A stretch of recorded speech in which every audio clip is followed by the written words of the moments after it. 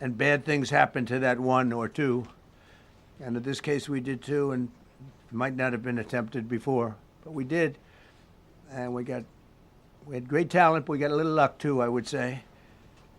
And we were helped by a lot of people, a lot of great people. And it was an honor to be involved with it. It's very historic. This is a rescue that's very historic. It'll go down in the books. Late Thursday night, an American F-15 fighter jet went down deep inside enemy territory in Iran while participating in Operation Epic Fury, where we're doing unbelievably well, well at a level that nobody's ever seen before. The entire country can be taken out in one night, and that night might be tomorrow night. Both members of the crew ejected from the aircraft and landed alive on Iranian soil. I immediately was asked to make a decision. I ordered the U.S. Armed Forces to do whatever was necessary to bring our brave warriors back home. A risky decision, because we could have ended up with 100 dead as opposed to 1 or 2. It's a hard decision to make. But in the United States military, we leave no American behind. We don't do it. Within hours, our armed forces deployed 21 military aircraft into hostile airspace, many flying at very low altitude, being shot by bullets. You bring rifles into play when you're going that low, but there are also certain advantages. And in broad daylight over Iran for 7 hours, at times facing very, very heavy enemy fire. We have a helicopter that's got a lot of bullets in it. It's amazing. We just realized how good those weapons are. Those our machines are. Nobody has the equipment that we have, and nobody has the military that we have. Not even close. We're the most powerful military anywhere in the world by far. The flight crews and warfighters aboard those aircraft took extraordinary risks to rescue their fellow service members.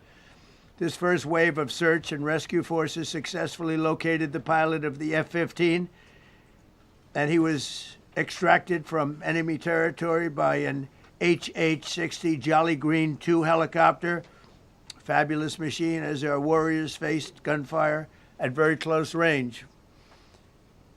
It's amazing that when you look at the machinery, what happened, that nobody was even injured. Meanwhile, the second crew member, a weapons system officer, highly respected colonel, had landed a significant distance away from the pilot. When you're going at those speeds, even if you go out 2 or 3 seconds later, it's miles and miles away because you're going fast.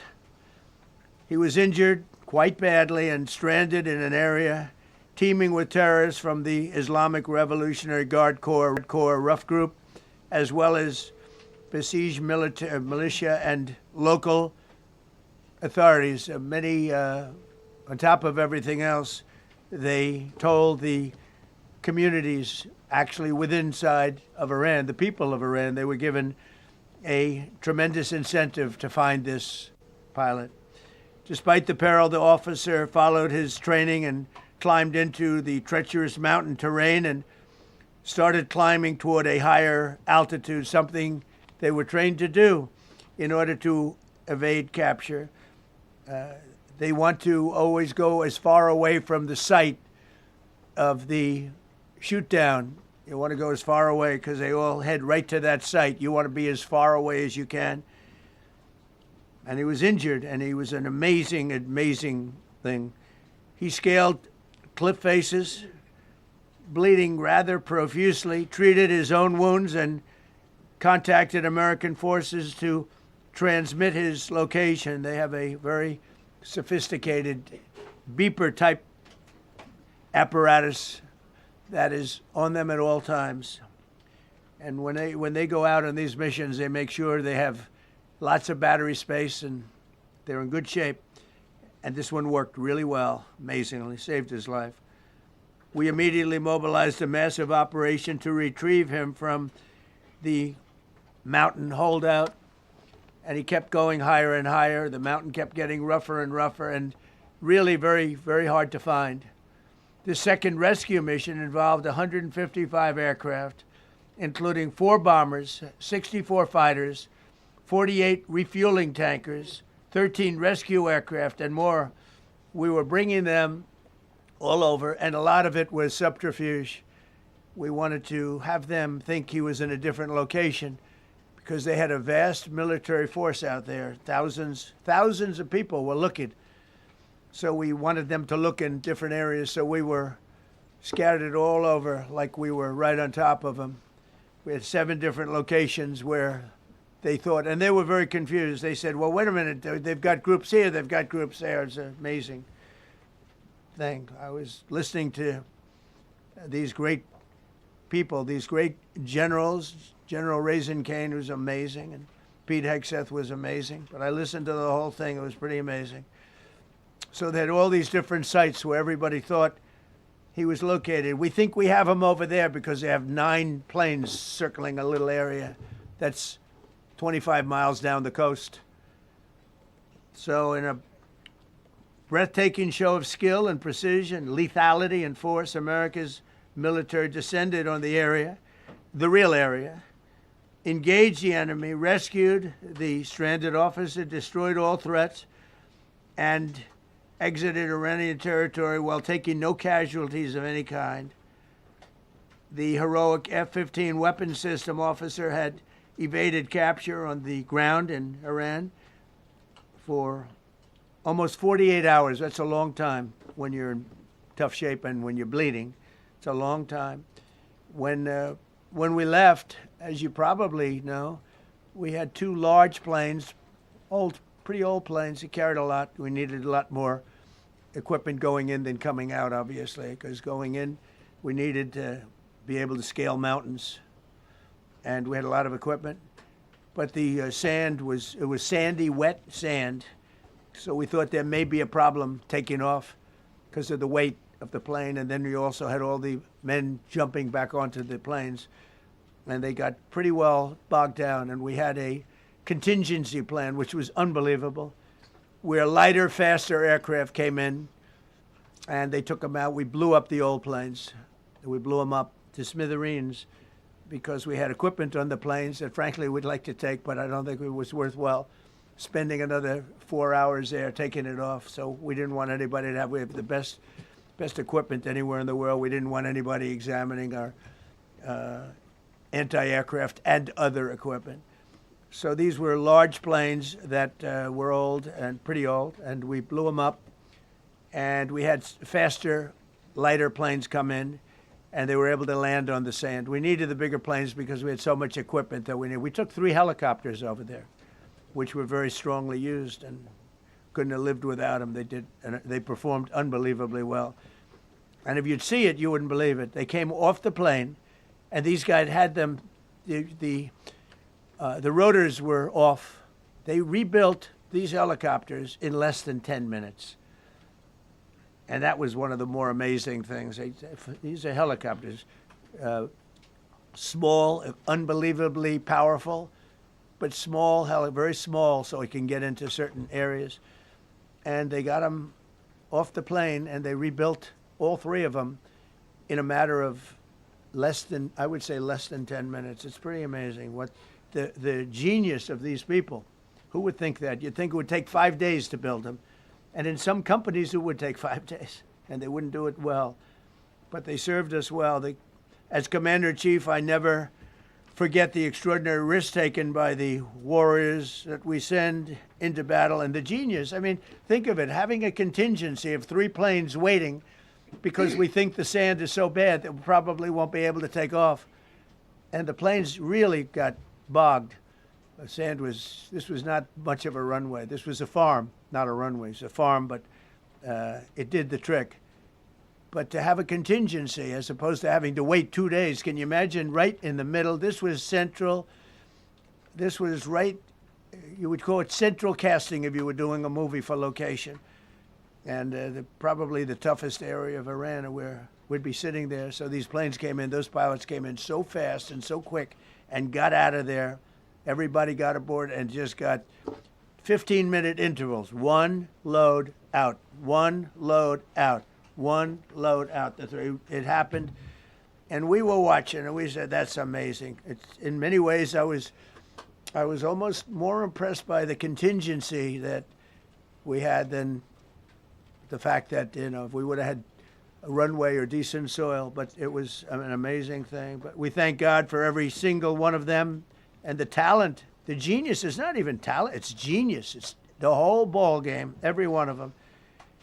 If you look at what we did with Maduro, we went into a military compound, a massive, with thousands and thousands of soldiers, and within a matter of minutes, and he lived behind iron doors. There were steel doors, broke them down so quickly, and within almost minutes, he was in the back of these planes. It was a similar group, incredible. We have incredibly talented people, and if the time comes, we move heaven and earth to bring them home safely. We're going to bring our people home safely.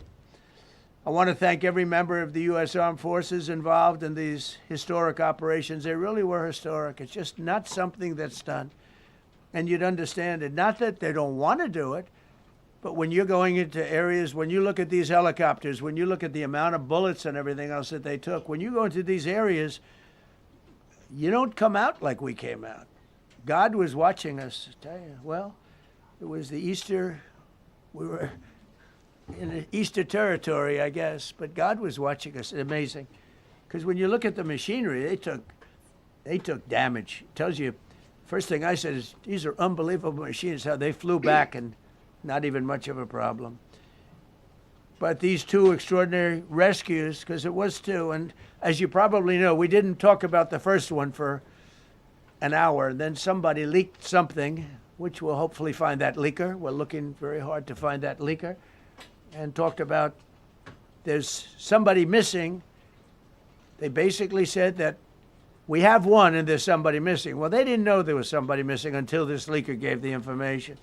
So whoever it was, we think we'll be able to find it out because we're going to go to the media company that released it, and we're going to say, national security, give it up or go to jail.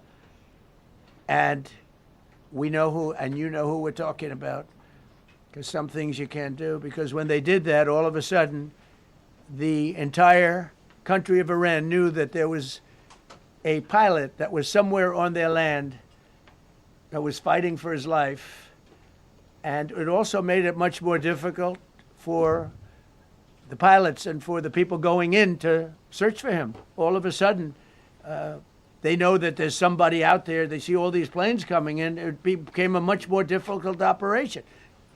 Because a leaker leaked that we have one, we've rescued one, but there's another one out there that we're trying to get. So actually, the country, Iran, put out a major notice, you all saw it, offering a very big award for anybody that captures the pilot. So in addition to a hostile, very talented, very good, very evil military, we had millions of people trying to get an award. So when you add that to it, but we have to find that leaker because that's a sick person. Probably didn't realize the extent of how bad it was. I can't imagine that the person did, but we're going to find out. It's national security, and the person that did the story will go to jail if he doesn't say, and that doesn't last long, and I think everybody would understand it. They put this mission at great risk. They put that man at great risk, and they put the hundreds of people that went in looking for him, because everyone now knows that we're going in. Over the past 37 days, America's armed forces have carried out more than 10,000 combat flights over Iran, unheard of, striking more than 13,000 targets. The F-15 we lost last week was the first manned aircraft downed by the enemy in this entire operation with thousands and thousands of flights. They got lucky. It was a lucky hit. You know, eventually you get lucky. But we got lucky too because we got both of them back. But it's a record that is unparalleled in the history of military air operations. Nobody's ever seen anything like it. It's such an honor to be involved with it. We were up late at night, and then we were waiting for those contingent planes to come in, and we say, come on, let's go, get in, because they're waiting out on this farm without a runway, with wet crummy soil, sand, mostly sand, wet sand, and it eats planes alive. And we're waiting, and we're saying, I hope that one can land and take off. And they came in like magic, boom, boom, boom, one after another. It was like genius. I'm so impressed by that. Because we were a little concerned. We said, boy, if they don't get in and get up fast, we're sitting in them. And that's called Iran Prime, right, General?